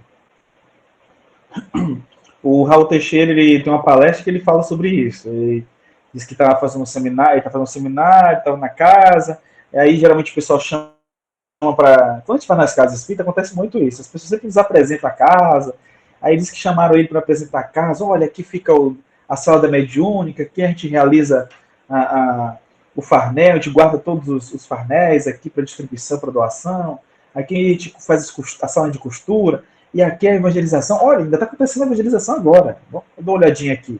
Ele disse que não gosta disso, porque não gosta de fazer isso, porque se ele vê alguma coisa, ele vai e fala mesmo. E aí ele viu, na hora entrou assim, tinha uma tia lá dando aula, uma senhorinha, e aí tá lá falando com as crianças empolgadas, e a aula era sobre a Gênese. E aí na aula da Gênese a senhorinha falou assim, porque aqui foi assim, aí tinha uma árvore, e a árvore tinha umas frutas, e aí Deus disse que não podia comer aquela fruta, e a Eva foi lá e pegou a maçã e comeu a fruta e ainda deu pro Adão. Essa Eva... Aí o Raul, meu Deus. Então, para a gente não ter essas surpresas, a gente precisa participar. Especialmente quando a gente está implantando. Se a gente está implantando, participando da implantação da casa espírita, toda implantação dá trabalho. Dá trabalho. Então não é à toa que a gente está vendo muitas casas se prepararem de novo pós-pandemia, né? E aí elas se prepararam. Eu acho incrível como... Eu estou sentindo muito um engajamento muito forte, muito intenso das casas dos dirigentes, onde semana passada, aliás, hoje é sábado, então essa semana eu fui numa segunda-feira, fiz uma palestra numa casa espírita, e lá estava tudo modificado. Eu já tinha ido nessa palestra antes da pandemia, e eu fui lá, os dirigentes novos, muitos trabalhadores antigos, e uma pessoa me falou assim, da outra vez que você veio aqui, a gente não tinha ainda evangelização. Então, como sua palestra, e as palestras que eu ia lá fazer não eram sobre evangelização, não. Tá? Não era sobre evangelização, eram outros temas. Porque eles têm tratamento também, tem que ser uma outra temática. E aí ele falou, mas como eu vi, você falou algumas coisas da família, você falou da evangelização, aí você também trouxe, porque o pessoal pede para levar os livros, né? E aí você trouxe os livros, e aí o pessoal comprou os livros, e aí começamos a implantar a evangelização. E a gente começou a estudar, a preparar o pessoal. E aí, a partir de agora, ele já tem evangelização. A casa está se estruturando para fazer algumas reformas, e ele já possui salas de evangelização, mas estão querendo ampliar o espaço, e vai ampliar o espaço para a evangelização. E lá eles já tinham feito um cantinho na biblioteca da Casa Espírita, eles criaram, tem vários os estantes, as estantes com os livros, e eles compraram um monte de livro, né? Recentemente, inclusive, na Família Espírita, eles compraram também, eu lembro de ter comprado, e eles montaram a biblioteca, finalmente a biblioteca da garotada. Montaram a biblioteca da garotada. Então, assim, eu estou percebendo muito isso, que muitas casas têm investido no conteúdo, no treinamento, na formação, né? Eu vou ler isso aí.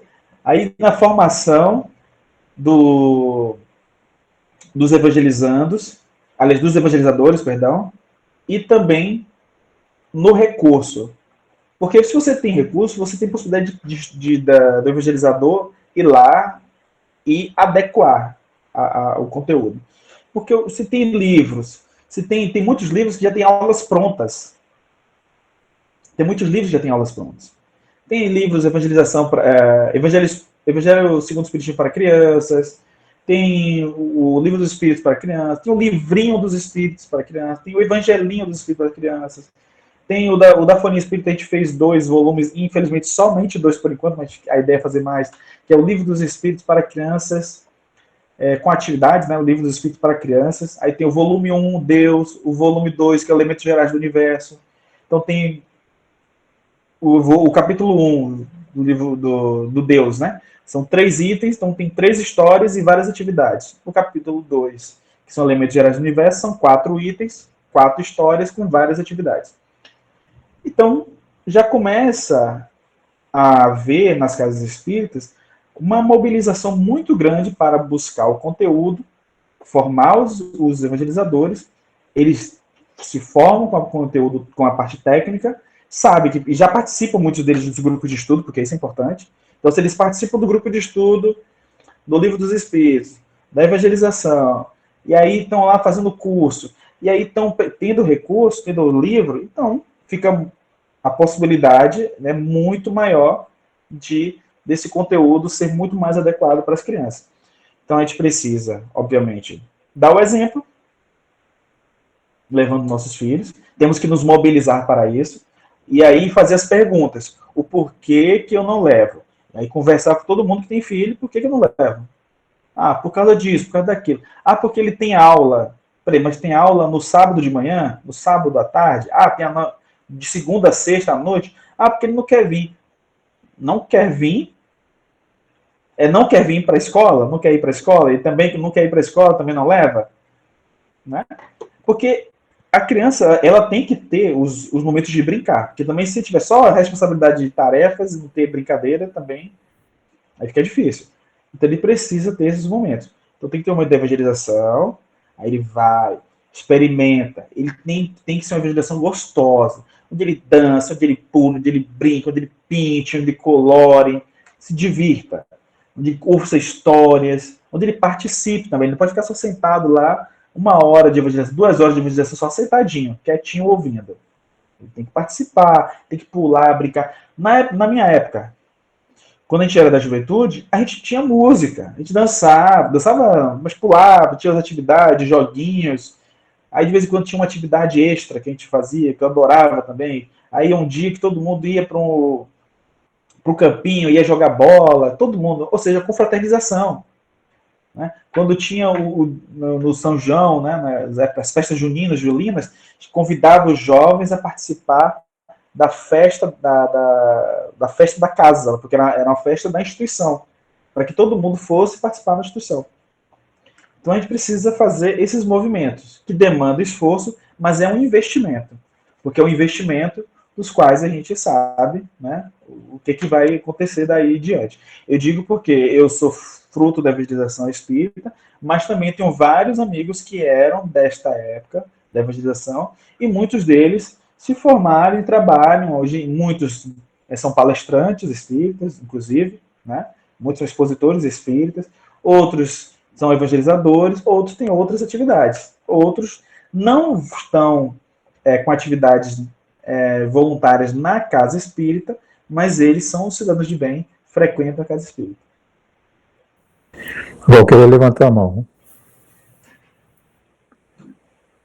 Oi, amigos. Oi, Ala, tudo bom? Eu entendo que quando a criança chega na casa espírita, nós temos que preparar o ambiente, fazer a evangelização dinâmica e animada, né, como essa é a sua proposta. Mas eu observo que talvez a gente precisa trabalhar um pouco mais com relação à valorização da própria evangelização, esse olhar da própria família, e aí também, claro, dentro da casa espírita, os próprios dirigentes sabendo da importância. Estava eu conversando com meu marido hoje, né, e a gente está com os nossos filhos já, 3 adultos, todos frutos de evangelização e filhos de tarefeiros, que somos eu e meu marido. E como você também falou de uma história aí, né? Hoje eles lidam com várias situações que eles enfrentam e a postura moral, ela é diferente. Então, quando a minha filha me traz uma situação, aí ela falou, mas você não pode fazer isso, né? Por causa da moral. Ela falou, exatamente por isso que eu não faço. Quer dizer, porque nós identificamos o valor desse momento na fase primeira, né, da criança. E uma época, o meu filho mais velho, ele até tinha passado no escoteirismo. E eu vi que naquele momento, se eu optasse para dar continuidade no ingresso dele nessa área, eu teria que disputar junto à evangelização. E aí, naquele momento, eu falei, não, o importante é a evangelização. E aí eu não fiz aquela opção, né, de inscrevê-lo para não concorrer com este momento. Então, a minha pergunta é como que nós podemos, né, levar a importância dessa evangelização para os pais, aos frequentadores, os tarefeiros que não levam. Essa é a minha dificuldade. Eu tenho uma equipe maravilhosa montada dentro da minha casa e realmente as crianças elas não têm chegado. As crianças que mantêm-se lá são aquelas que os pais sabem da importância. Aquelas que falam, não importa se tem um evangelizador, o que está, sabe assim? Mas já sabe que aquele momento é importante e leva, mesmo que tenha apenas um. Eu quero dizer só, sabendo a importância. O que nós podemos fazer para levar esse valor, esse momento para a criança tem? Obrigada. Sim. Você pergunta como pode levar o valor. Como que a gente fala, né? O que a gente trabalha para os pais e tarefeiros, o reconhecimento dessa importância, o valor da evangelização infantil para a criança. Sim, sim. Um grande desafio. Perfeito, é um desafio. Eu acho que, novamente, a gente não pode esquecer que o dirigente, ou seja, os outros membros da diretoria da casa, eles precisam também colaborar. Porque eles também estão percebendo que a casa deve ter uma quantidade menor de evangelizandos daquilo que se espera, daquilo que se tem de frequentadores. Você está vendo uma quantidade muito pequena de evangelizandos, significa que tem aí um hiato, né? Então, assim, a gente precisa fazer essa autoavaliação também. Conversar por que não está trazendo. O ideal é fazer uma pesquisa mesmo. Olha, a evangelização acontece no domingo de manhã, tal horário. Dura tanto tempo. Gostaríamos de saber por que, o que está impedindo, o que pede, o que você gostaria, o que está precisando para você trazer o seu filho para participar da evangelização. Aqui a gente realiza atividades, ou faz uma campanha, né, mostrando o que vocês fazem. Tem teatro, tem música, o que vocês fazem. Porque acontece, muitas casas, quando tem o trabalho de evangelização, eles vão fazendo pequenas apresentações, inclusive. Aí leva as crianças, faz a apresentação no dia da palestra. No dia de palestra, a criançada vai lá, faz a apresentação. Então isso demanda o quê? Apoio do departamento, né, que é responsável pela realização das doutrinárias. Então, os outros departamentos, eles precisam também colaborar. Então, eu acho que a primeira coisa que a gente precisa fazer é fazer essa autoavaliação. Vocês, entre vocês, avaliar se realmente está tudo certinho. Por que eu estou perguntando isso? Eu não conheço a casa, né? Não conheço o trabalho de vocês. Imagino que seja muito bem feito. Né? Vocês estão fazendo a formação, vocês estão se aprimorando, buscando recursos, tem material. Então, se vocês estão fazendo toda a parte de vocês, se a casa, os evangelizadores estão fazendo a parte deles, significa que o material está pronto, as aulas estão elaboradas, né? Existem bons evangelizadores, né? Alegres, que dançam, que cantam, né? Faz teatro, aquilo tudo, e está faltando só os alunos, né? Os alunos. Está faltando só eles. Então, eles precisam saber que existe aula. Né? Precisam saber onde que estão as aulas. Então, aí cabe trazer os pais, porque aí os pais que têm que saber que existe a evangelização. Então, comunicar melhor, talvez. De repente, a comunicação não está tão clara para eles. De repente, falar claramente que as aulas ocorrem, que são gratuitas. Uma outra coisa que é importante, as aulas são feitas em que dia e que horário? No seu caso?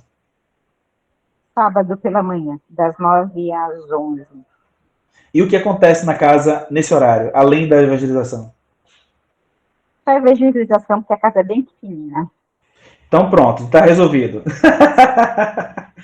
Vocês precisam ter encontro de pais nesse horário. Criem um horário de encontro de pais, encontro da família, reunião de pais, reunião da família. Um grupo de pais, grupo da família. Cria nesse horário. Enquanto os pais vão participar do grupo, os filhos ficam na evangelização. E aí resolve-se.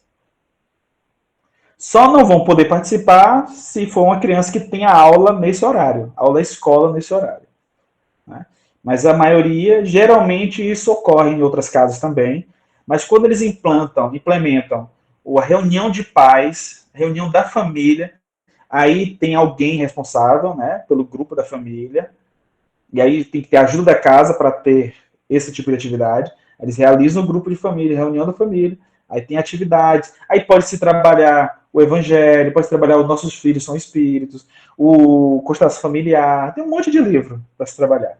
O livro dos espíritos, que não falta pergunta lá, sobre família, sobre criança, sobre encarnação, desencarnação de crianças, que não falta conteúdo para eles descobrirem, né? E aí você vai ter aí, eu acho que é uma maior adesão, porque nesse horário vocês vão ter atividade para os pais. Porque senão senão você vai criar uma outra situação. Os pais vão ter que acordar de manhã, no sábado, levar os filhos e vão fazer o quê? Aí eles vão ter que ir para outro lugar? Aí eles vão para outro lugar e depois tem que voltar para pegar os filhos. Entendeu? Mas se você já resolve a situação, cria um grupo para eles estarem juntos, estudando a doutrina, conhecendo a doutrina, aí já está resolvido. Provavelmente, eu acredito que possa ajudar você. Legal, Alan. Cris, você levantou a mão, Cris? Oi, levantei sim. Boa tarde. Eu não sei se é uma pergunta ou se é uma reflexão que eu vou fazer. Mas eu acredito que o tarefeiro, o trabalhador espírita, que não leva o filho para a evangelização, para a mocidade, eu pergunto, será que ele entendeu a doutrina para ele? Será que para ele está bem entendido? Qual é o verdadeiro sentido educativo da doutrina? Essa é uma pergunta que eu faço e é uma reflexão, e ao mesmo tempo eu já conversei sobre isso com uma amiga da Casa Espírita, que ela só entendeu a real necessidade de manter a filha quando a filha tentou suicídio. Porque até então ela não entendia que era necessário estar todo domingo, porque aqui, nessa casa específica onde eu trabalho, todas as tarefas da casa acontecem no domingo a partir das 6 horas. Então, são cursos, palestras, tratamentos de passe, atendimento fraterno, evangelização de bebês até jovens. Tudo é num horário só, justamente para que as famílias frequentem a casa, né? Então, eu falava para ela, nossa Maria, mas você não traz? Ah, não, ela tá bem, ela tá legal. Ah, hoje ela foi numa festa, ah, hoje não sei o que, não sei. Até que a menina tentou suicídio e isso foi até durante a pandemia, no segundo ano da pandemia, e hoje a menina vai obrigada. Hoje ela vai obrigada, né? Com aquela cara feia, muitas vezes não quer ficar na sala de evangelização, ou seja, não criou-se o hábito. Quando eu faço alguma palestra, algum trabalho com pais, eu sempre falo que a casa espírita é como tomar banho, escovar dente, pentear o cabelo e ir à escola. No começo, enquanto eles são crianças, é difícil, porque quem tem filho sabe que muitas vezes, eu não quero ir porque está chovendo, eu não quero ir por causa disso, mas depois cria-se o hábito, né? Então, eu repito, eu acredito que esse trabalhador espírita, ele precisa de um trabalho, ele precisa de um tratamento antes da gente tentar chegar no filho. Ele precisa de uma ajuda para entender que a doutrina espírita é puramente educativa e se é isso que ele quer para o filho, se é isso que ele quer, se é isso que ele acredita.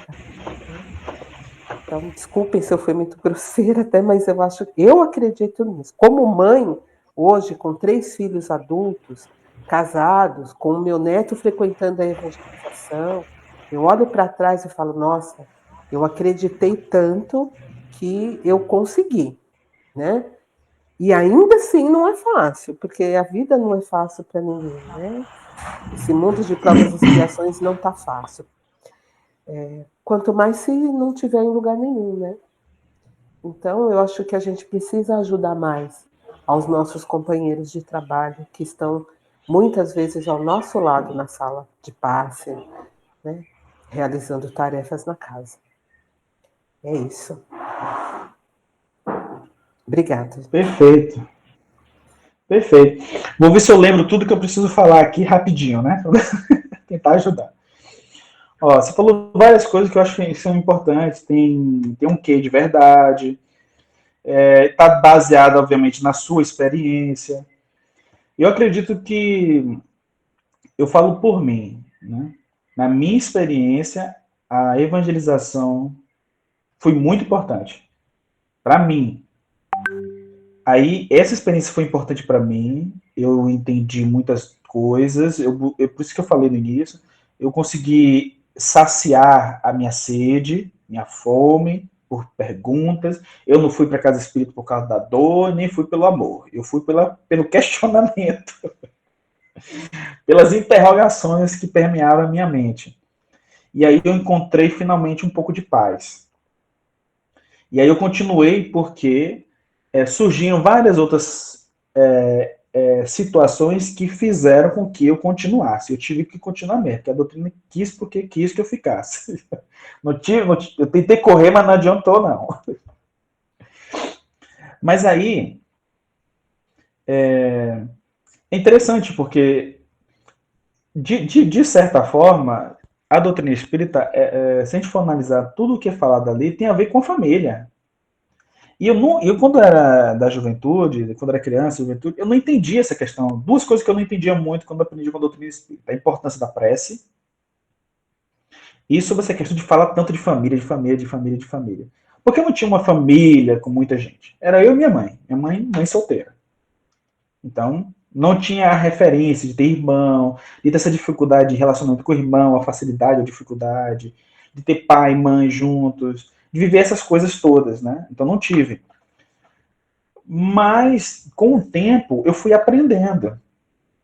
Eu fui prestando atenção, né? E fui estudando. Eu acho que eu aprendi muito mais quando eu estudei a doutrina, os livros, do que em outras situações, em palestras e tudo mais. Foi muito estudando, lendo. Então, assim, uma das coisas que são importantes, a gente precisa perceber, se uma coisa é boa para mim, por que ela não pode ser boa para outras pessoas que eu gosto? Então, eu preciso ofertar ela, posso convidar as pessoas, não posso forçar. Não posso forçar meu marido aí, minha esposa aí. Né? Mas se ela vê que ele vê que meu comportamento melhorou desde que eu comecei a frequentar um lugar, então as pessoas começam a ficar. Será que isso não bota uma interrogação na cabeça do parceiro, da parceira? Porque eu posso falar assim, eu tenho uma amiga que ela. Eu vou dar um outro exemplo, né? Eu tenho uma amiga que ela frequentava a doutrina. Só que aí chegou um determinado momento, ela precisou se afastar, depois voltou. Quando voltou, um comentário feito pela pessoa responsável pela casa falou assim: nossa, mas é assim, quando as pessoas precisam, elas voltam para a casa espírita. E esse comentário não foi bom, porque ela não se sentiu acolhida. Aí essa pessoa se afastou de novo. Aí ela recebeu acolhimento quando foi para uma igreja católica. Ela se sentiu acolhida, todo mundo ficou feliz. E é interessante, porque a gente precisa ter atenção a isso, porque às vezes os comentários que a gente faz, às vezes não pega muito bem, tem que ter mais cuidado. Especialmente nós, que somos de gerações um pouco mais velhas, né, de 90 para trás, que a gente ainda tem muitos comentários que são muitas vezes, né, vocês sabem, né, muitos machistas ainda, a gente faz comentários que está tudo bem, mas no fundo lá tem um quê de machismo, um quê de falta de acolhimento, de cuidado. Então isso tudo faz com que uma alma se afaste. Então a gente precisa ter esse cuidado. Então, a mesma coisa serve para as crianças, porque as crianças estão tendo um outro tipo de educação que a gente não teve, especialmente para esses olhares. Então, se a gente fizer alguns comentários, as crianças vão ficar, não é esse o lugar que eu quero. Né? Então, isso é uma outra questão. Então, quando a gente precisa ter atenção com relação a essas coisas que vão acontecendo. Então, ela lá na igreja católica, ela se sentiu bem, acolhida. E ela começou a frequentar. O marido não frequentava. Depois passou um tempo, o marido percebeu o comportamento da esposa, e aí ele começou a se aproximar e começou a frequentar. Os dois agora frequentam bem. E aí eu posso dar outros exemplos, na casa espírita. Uma amiga frequenta a casa espírita, o marido não era espírita, E ela começou a fazer o evangelho em casa, fazer o evangelho no lar. E que ela começou a fazer o evangelho no lar e conheceu o nosso livro, o Meu Pequeno Evangelho. E ela começou a fazer o evangelho com o Pequeno Evangelho também. E aí, um dia, o marido passou, tá fazendo o evangelho no lar, e tava o livro da Turma da Mônica lá. Ele passou, olhou assim, mas você não diz, eu achei que você estava fazendo evangelho no lar, aquele culto no lar, que você disse que faz todo, no dia tal. Ela falou, eu tô fazendo. Mas com o livro da Turma da Mônica? Eu falei, como assim? Aí ele ficou curioso e aí sentou na mesa para entender o que era aquilo que ela estava fazendo. E aí ela fez o culto no lar, fez com o livro da Turma da Mônica, e aí ele se aproximou e começou a participar por causa do livro da Turma da Mônica. Essa é uma outra experiência. Assistir? E, Não, vai sair. Vai sair. né? Então, essa é uma outra experiência. E, ao mesmo tempo, você falou aí desse caso da sua amiga, e é impressionante como isso ocorre. Porque a gente não está observando o nosso exemplo nessa situação. Então, tem uma amiga que uma garota, há um tempo atrás, ela me mandou uma mensagem no Instagram, porque o primo dela estava justamente na situação de falar sobre suicídio. Um primo de 6 anos. 6 anos, a criança falando para os pais que ela era um peso para a família e ela corria na direção do parapeito do apartamento para se jogar. Aí ela me falou esse relato. Eu não vou contar detalhe do relato, só para puxar o gancho para o que eu quero. Isso é um outro momento. É um caso que eu conto justamente quando a gente fala sobre suicídio, prevenção à vida. Então ela me contou esse caso. Isso foi quando eu fui fazer uma palestra em Belo Horizonte com o Rossandro, o Ricardo Mello. Aí passou um tempo. A gente conversou, ajudou o primo dela.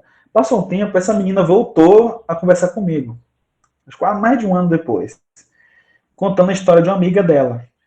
Que a amiga dela tinha tentado tomar remédios, né, tinha tentado suicídio, e ela estava no hospital, e ela não sabia como ajudar, mas aí me perguntou se eu queria falar, se eu poderia falar com a mãe da menina, para poder ajudar a menina.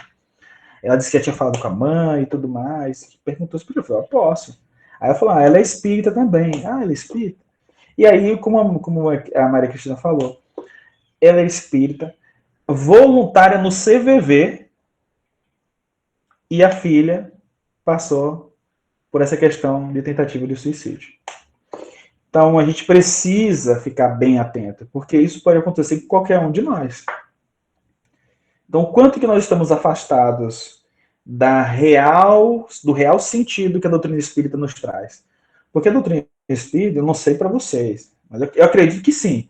Né? Eu sinto que sim. Mas, para mim, eu não sei o que eu faria sem ela. Eu não sei o que eu faria sem a doutrina espírita. Eu não sei que cabeça que eu teria. Então, ele me dá... E olha que meu comportamento, minhas ideias, meus pensamentos ainda não são do jeito que eu gostaria. Mas, sem ela, com certeza, minha vida não seria do jeito que é. E olha que já é bagunçada. Mas eu teria muito mais dificuldades. Então, a doutrina espírita me ajuda e muito. Eu me sinto muito melhor com a doutrina. Eu aprendo muito melhor com a doutrina. Eu renovo os pensamentos, eu reforço a minha fé, reforço a energia, renovo tudo com a doutrina espírita. Então, a doutrina espírita, se ela é importante para mim, ela pode ser importante para aquelas pessoas que eu amo. Eu não vou forçar os meu marido, minha esposa, tudo mais, são pessoas, mas as crianças, os jovens, eles precisam ter um norte.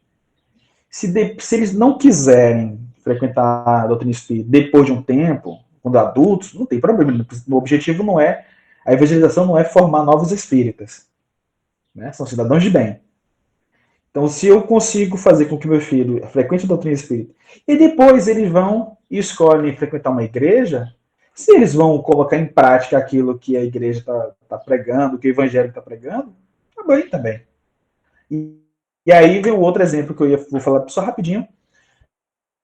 Conheci uma amiga, né? Aliás, uma ex-namorada minha na época da juventude, e aí a irmã dela, a mãe dela era espírita, ela é espírita, e a irmã frequentava de vez em quando, porque ela estava na correria com o vestibular. Então ela frequentava de vez em quando. Mas ela conheceu um menino na escola, no último ano da escola, e começaram a namorar. Mas esse menino era evangélico. Então ele começou a frequentar, ele frequentava já, e aí ela acabava indo, de vez em quando, frequentava com ele. Mas a menina tinha uma boa base de valores morais. Então ela começou a frequentar a igreja, e aí tudo foi sendo conduzido naturalmente. Então ela se relacionou com esse menino, casaram, hoje tem 2, 3 filhos, não me lembro agora, são 2 ou 3, e eles são casados. E o comportamento, trabalho, família bem estruturada, bem organizada. Ou seja, a estrutura inicial moral foi bem apresentada e bem colocada. O exemplo com a mãe também bem apresentado de comportamento. E aí depois, se opta por uma outra religião, esse não é um dos problemas. Né? A gente está tranquilo, ela fica tranquila, porque a base principal, moral, foi mais importante. E eu acho que é isso que a gente precisa se preocupar. Né? Ocupar o nosso trabalho e fazer o que é melhor para deixarmos os nossos filhos com a experiência e com a importância de se tornarem cidadãos de bem. Eu acho que isso talvez ajude mais. Bacana. Vamos já, estamos aqui estourando um pouquinho o horário. Eu só queria que falar os comentários, né, que estão aqui no nosso chat. Foi da Fátima, né? Fátima Luiz Alves, né? Que ela diz assim: tenho 12 crianças de 7 a 12 anos e mais 12 evangelizadoras comigo. Dou bastante dinâmica, mas também tenho comigo um psicólogo voluntário na casa uma vez por mês. Essa idade aparece muitos sentimentos e perguntas às crianças. As dinâmicas uso, as da federação e outras que são muito intuídas, né? Consigo segurar as crianças com uma frequência muito legal e envio lições onde tem que usar a participação dos pais. Evangelizador, evangelizando, casa espírita e paz. Fátima, isso é muito bom. Muito bom, né? Isso é muito bom, porque no envio de lições onde tem que ter a participação dos pais, envolve os pais. Porque isso acontece muito também. Muitas crianças acabam adquirindo conhecimento na doutrina, na casa espírita, mas em casa não vê ressonância. Então fica mais difícil. Então a perguntinha aqui da Maria da Gonçalves Fonseca. Todos os meus filhos nasceram na doutrina espírita, desde evangelização até a mocidade. A partir da faculdade de medicina, se afastaram da doutrina. O que fazer? Só para a gente fechar a questão das perguntas aqui. Tá? Sim. Marilda, se você falou que seus filhos nasceram na doutrina desde a evangelização até a mocidade, eu acredito que a base foi colocada com muito carinho. Quando chega, isso acontece em muitas casas, tá? O evangelizando ali quando chega perto da época de fazer faculdade, eles acabam se afastando porque tem que se dedicar muito aos estudos. Né? Não precisaria, mas acaba se afastando um pouco. E aí depois que eles entram na faculdade, ficam lá focados, aí eles não conseguem retornar, né, durante a universidade, e depois já ficam adultos, poderiam voltar a frequentar a casa espírita, os grupos de estudo e tudo mais. Mas acaba que eles não retornam. Acontece muito que depois, quando eles estão constituindo famílias, é que eles retornam. Que aí vem os filhos, aí eles casam, tem os filhos, aí eles voltam para a casa espírita. Eu não sei se já chegou nessa fase dos seus, mas se não chegou, é bem provável que se eles se sentiram bem, confortáveis na casa espírita, provavelmente eles vão retornar. Mas também o contato, né? Participar de eventos da casa espírita, eventos que a USE realiza, né? Isso tudo proporcionando eles sempre retornar para participar dos eventos, e em algum momento frequentar uma casa espírita onde eles moram, né? Onde eles estudam. Nas muitas universidades, muitas faculdades, existem grupos de espíritas, grupos de estudantes que se realizam para ler, para estudarem os livros das obras. Tem muitos grupos ao redor do Brasil. Geralmente nas universidades públicas tem sempre, né? E aí eles acabam se reencontrando e fazem lá o estudo. Né? Eu espero que dê certo, que ele retorne. Bacana. Vamos encerrar, Creuzinho? Vamos encerrar. Por mim, eu ficaria aqui. Eu também. Mas precisamos cuidar, né? Esses momentos foram bastante importantes de reflexão, lembrando sempre que o intuito dessas nossas reuniões é justamente a capacitação do trabalhador, tanto da área da infância como da área da família, para que possamos realmente melhor acolher, melhor atender, não só os nossos irmãos que procuram, né, a casa espírita, mas também e principalmente uns com os outros, não é? Eu acho que são momentos assim reflexivos para que nós possamos atender aí a máxima de Jesus, né? Que nós nos cuidemos, que nós nos amemos uns aos outros, porque realmente é isso, conforme o Ala disse. Às vezes a pessoa ela está passando por uma problemática tão difícil ali ao nosso lado. Como é que ela vai levar, né? O filho, ela nem sabe, nem tem noção de como sair daquela dificuldade. Então, nós devemos realmente estar atentos uns com os outros. E, Alan, minha gratidão em nome do Departamento da Família da USE Regional de São Paulo. Tenho certeza que o Marco também está bastante grato, né? Estamos aqui em equipe, eu, a Ângela, o próprio Gaspar, que faz parte aí do Departamento da Família da Estadual, e também é um dos nossos presidentes da USE Distrital, que está aqui conosco, nos acompanhando, e a nossa gratidão a todos que aqui estão, sempre nos nossos segundos sábados do mês, né, Marco? Já temos pessoas amigas, queridas, que fazem parte já dessa equipe da família e da infância. Então, nós vamos encerrando, antes de encerrarmos, que o Alan possa trazer aí as suas considerações finais, e vamos convidando a Valquíria, logo após as considerações finais do Alan, para fazer a nossa prece de encerramento. Tudo bem, Valquíria? Obrigada. Gratidão a todos, viu, pela presença. Gente, não deixa mais eu falar não, que eu já falei demais. Olha, primeiro eu gostaria de agradecer novamente o convite. Eu fico muito feliz novamente porque a USE, todas as USEs regionais têm valorizado muito a importância de fazer essa base do trabalho da família e dos evangelizadores. E os evangelizadores, meu Deus, são os verdadeiros guerreiros, porque eles trabalham muito, muito, muito, muito, muito. E quando a casa consegue reconhecer isso, significa que a gente está indo do caminho certo. Porque a base é a família. Então, se a evangelização é valorizada na casa espírita, a casa espírita se renova. Porque, como a gente já viu aqui, né, são muitos evangelizandos, mas chega uma hora eles vão sair e não vão conseguir, vai demorar para eles retornarem. Né?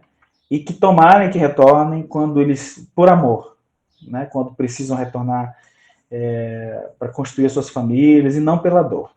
Né? Pela dor é triste, mas que a gente possa voltar a fortalecer as nossas casas espíritas, e obviamente sempre atentos àqueles que estão já frequentando a casa espírita, aqueles que estão ali cheios de dores, aqueles nossos irmãos trabalhadores, que a gente possa ficar atento ao olhar, quando eles chegam na casa espírita, naquele dia com aquele olhar mais assim, mais sofrido, né? Então a gente tem que tomar muito cuidado, porque a gente fica muito conectado no celular, e chega na casa espírita mexendo no celular ainda, vai terminando de mandar as mensagens para os filhos, para o marido, para a esposa, e aí manda a mensagem, chegou na casa espírita, a gente nem olha quem foi que recebeu a gente na casa espírita.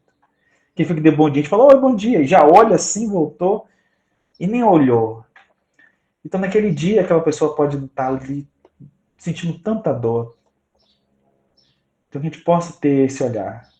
Porque o que eu vi de jovens falando sobre isso, quando chegam em suas casas, que eles vão buscar os seus pais não estão ali onde eles chegam, aí estão no quarto, mexendo no celular, e aí tem que ficar falando o que aconteceu do dia, para ver se os pais param um pouquinho de mexer no celular e olham para eles. Do que a gente possa ter mais esse olhar, né, para os nossos irmãos. Porque o tempo passa muito rápido. Né? O tempo passa muito rápido. No livro O Profeta, do Khalil Gibran, o profeta o Rupi Kaur, ele fala assim que o pai dele, quando ele fala o prefácio do livro O Profeta, ele fala que o pai dele fala assim: nossa, passaram num piscar de olhos. O pai falando sobre os últimos 50 anos de sua vida. Passou num piscar de olhos. Então os nossos, se a gente for olhar para trás, nossa, como passou rápido. Outro dia a gente estava aí, iniciando a nossa vida da juventude. Nossa vida adulta, ou na juventude, ou na infância. Então passa muito rápido. Então que a gente fique cada vez mais atento para que essa experiência não passe rápido demais e que a gente não tenha curtido e aproveitado essa experiência encarnatória, porque ela vai passar muito rápido. Vai passar muito rápido. Mas que nesse rápido a gente tenha aproveitado essas experiências da melhor forma possível. Ah, veio uma doença, mas tudo bem. A gente viveu. A gente viveu e aprendeu. Que é isso que é o mais importante. Que a gente possa ter aprendido alguma coisa aqui. E que a gente possa levar para outras pessoas. Mas não levar apenas com a teoria nas palestras, né? O palestrante fala muito. Não dessa forma. Mas tentando mudar um pouquinho de cada um de nós, um cadinho, como diz os mineiros, como dizia Chico, um cadinho de nós, dentro de nós, para que a gente possa, através do exemplo, o outro perceber. E aí, percebendo, aí pronto. Aí é uma festa. Porque se eu mudei ao ponto do outro perceber, deixei um exemplo, e quem pega esse exemplo? É o meu filho, minha filha, minha esposa, meu marido, meus irmãos, os funcionários da minha empresa, meus colegas de trabalho, o meu irmão que está ali na casa espírita. Ah, se foi assim, então valeu a pena. Então, valeu a pena estar aqui com vocês hoje mais uma vez. Muito obrigado, meus irmãos. Gratidão, Ala. A Marilda está com a mão levantada e a Marilda fala. Antes, eu quero também agradecer ao Cláudio Marins, que está aqui conosco. Ele está fazendo a gravação da nossa reunião. Gratidão, viu, Cláudio? E então a Marilda fala e nossa querida Val faz a prece, tá bom? Muita paz a todos.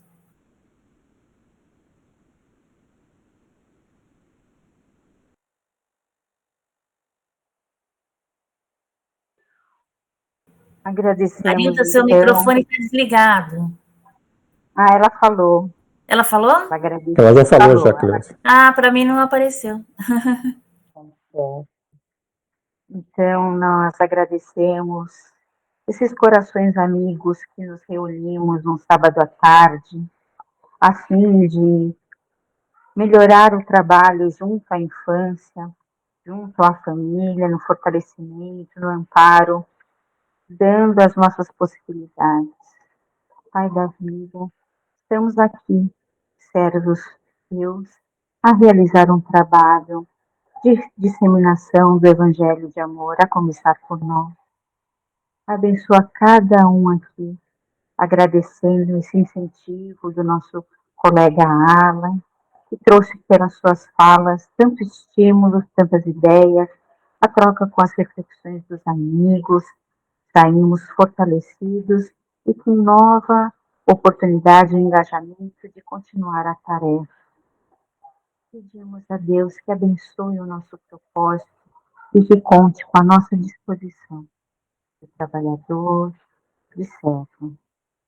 Dessa forma, pedimos pela família de cada um aqui, dessa reunião, e pela família do Brasil e do mundo, em que o amor já sustenta o universo, possa sustentar o mundo íntimo de cada um, e que possamos nós, da nossa parte, dar o nosso contributo. Dessa forma, nos despedimos com a vossa paz, contando que possamos, então, manter com os exemplos de Jesus e com a força e o ânimo otimista no trabalho e na nossa vida. Graças a Deus, Pai da vida.